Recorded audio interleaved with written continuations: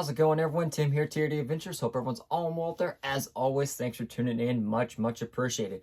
So, today on the bench, we're going to do a little arts and crafts. We are going to be making a cut and shunt tire for Class 3.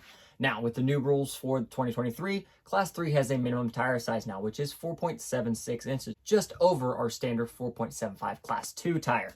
Now, cut and shunt tires are nothing new. They've been around for quite some time, and people have driven with them with great success. But with the new rule changes and a new minimum tire size, people are going to be looking at new tire size options for Class 3 rather than running just a normal Class 2 truck. And also, you may have gone to events or go to events like I have where even prior to the new rule change, Class 3, they required a minimum size tire. Generally, like Crawlplows in King, Missouri required a tire with a height of 5 inches. So, to get a cut and shunt tire, we are going to take our standard 1.9, 4.75 inch tall tire, and we're going to make a 2.2 5 by 2 5-inch tall tire.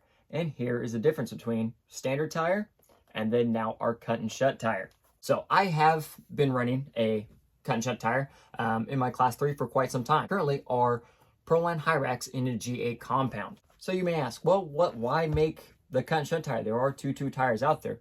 And yes, that is true, there are. Generally, your standard 2.2 tires, like the Hyrax here, are 2.2. They're like 2.2 inches wide as well, and then they're 5.75 inches tall. So almost sometimes the standard 2.2 tall tires are generally very large and can be too large for certain builds and stuff like that. The cut and shunt, however, is a best of both worlds.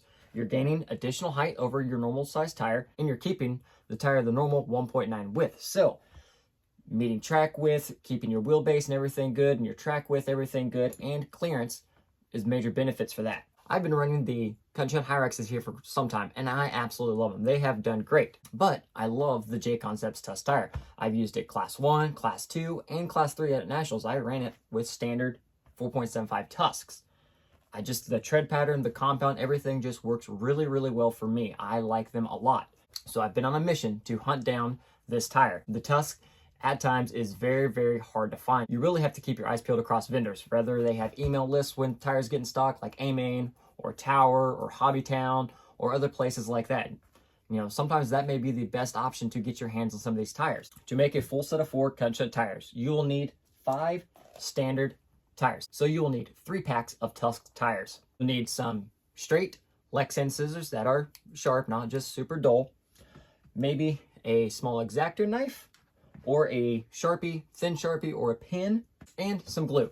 I'm just using some good old-fashioned tire glue here now. There are other preferences for tire glue and everything, but I have used this and it holds up really well. So let's change up the camera angle and let's get started. So here's my first completed Tusk cut and shunt tire, and we got it mounted up here on the wheel, foam in there, and everything is good. So how are we gonna get started? It's not just cutting a straight line. You want to cut a line straight, but then when you get to the actual tread pattern and the lugs, you want to follow the lug. So then you have something to kind of interlock to when you're gluing the tire together. So all in all, when you're done gluing, it has a better hold than just a straight line across.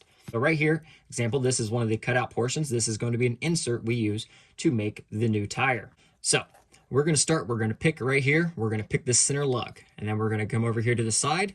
And then from that side, we're going to simply make a straight line down. So then we're going to come back up here. We're going to follow this lug to the opposite side. And then we are going to, again, make a straight line down. Now then from there, you're going to take your scissors. Now I found it to be pretty easy to actually leave the stock foam in the tire to cut. So we are now going to cut.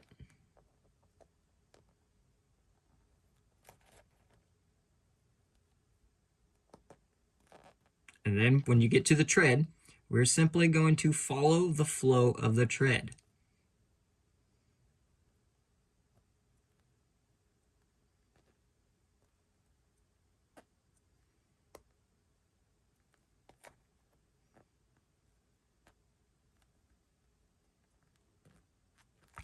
Now when we get back to the backside, then we're going to see our nice straight line as best we can.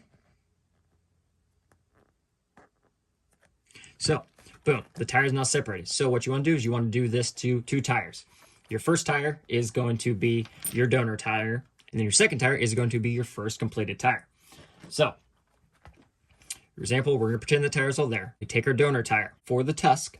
where we cut here in the front, we're going to go back 1, 2, and just in front of the third lug. Just in front of that third lug, we're going to go down here, and again, follow that down. We're going to make our line straight across. We're going to turn it over. We're again going to follow that same lug and a line straight down. So again, we're going to cut that out, and again, you're going to follow the line, follow the curvature in the tread. So when you're done, you should have a nice little insert piece just like this. And now we go back to the second tire that you had cut. So this is going to go inside of that. So at this point, go ahead and take the foam out of the rest of your tire. Now it is time to glue our insert into the tire. And you see, when it's all said and done, we start gluing everything back together. We're going to keep the tread pattern, so we're not going to have any mismatch or lugs too close to each other, and everything's going to be good.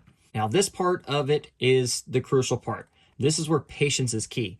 You don't want to speed through this whole process. You need to just kind of take your time. You can glue a little bit at a time and just work your way through. So what I find to be easier is to glue the tread down first. So we're going to take a bead of glue right here, and then we're going to go ahead and insert our cut piece there, and you're going to hold that until it's nice and dry. Depending on your glue, generally about 30 seconds to a minute, you're going to hold it, make sure everything's nice and tight. You're going to do that to both sides. So let's go ahead and glue up one side here. So again, just a nice, don't want to go super crazy. Also will help to have a couple paper towels on hand to wipe your fingers and everything clean so you don't glue them. And nice and patiently, very carefully, set everything nice together. And again, just gonna kind of wait here until it sets up. Once you got that side all set up, we're gonna do the same thing with the other side. Nice little thin bead and put the tire together.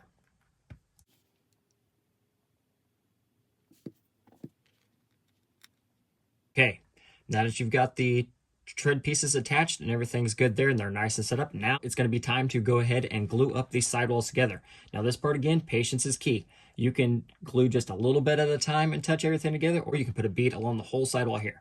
But what we're going to do now is, again, glue right here along the bead, and then we're going to squish everything together again till everything sets up, and then move on to the next section. You're going to want to go ahead and do that all the way around. You're going to have to do it this side and to this side as well.